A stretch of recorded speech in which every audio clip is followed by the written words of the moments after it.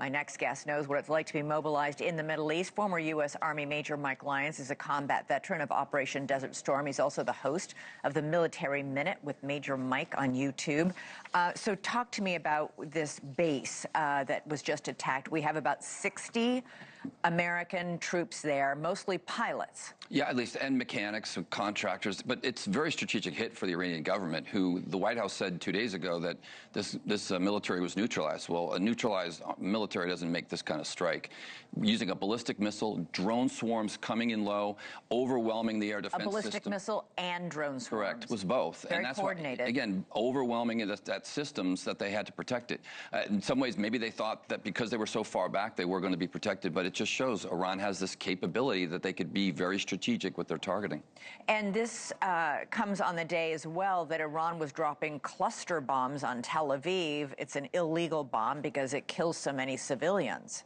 And that's the kind of weapon that they have left, right? I mean, they're to scale, most of their ballistic missiles have been taken down, so they're throwing everything from their inventory now right at their enemy, which is right now Israel at this point. What does that tell you that they selected this air base with American troops in Saudi Arabia? Mm-hmm. How strategic a target is it when it comes to America's waging of the war right now? Well, think of that as our gas station in the Middle East. KC-135s, our refuelers, our tankers are there. You know, they didn't go after the fighters. They didn't go after those planes. They went after the gas station. So they're trying to go after our logistics systems. Now, we're big enough to overcome this. But again, it sends the signal that they can do it strategically. And I think that's, again, from what we heard 2 days ago, that this is not a neutralized military. What do you make of the fact that President Trump and the Pentagon are contemplating sending another 10,000 troops to the 50,000 already there, the thousands of Marines and the thousands of paratroopers who were on their way?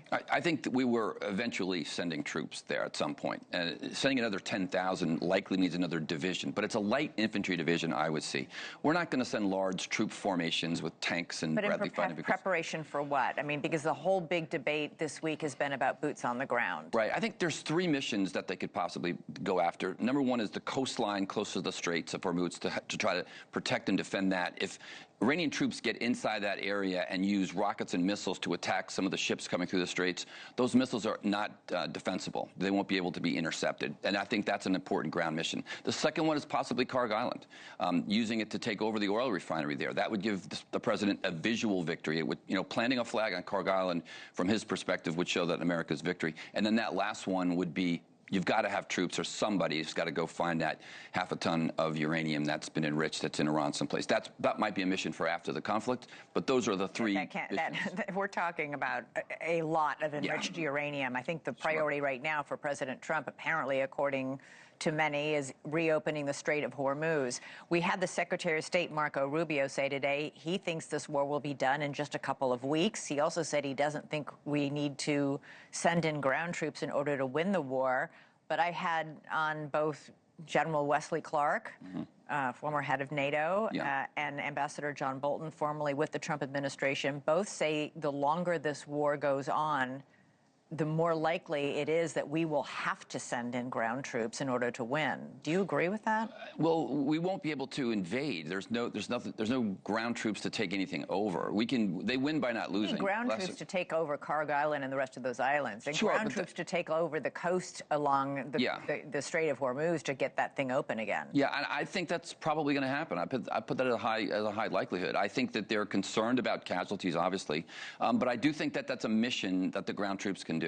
But I do think 3 or 4 more weeks of continued air campaigning and bombing before any of that happens. They're going to give the ground troops all the protection they need. So you don't think we're going to see anything happen anytime soon in terms of sending in ground troops? No, I think the 10 days that the president gave the Iranians buys him 2 things. It buys them the tactical advantage to try to move those troops closer, and then the strategic advantage to have them as a deterrent once they get to theater.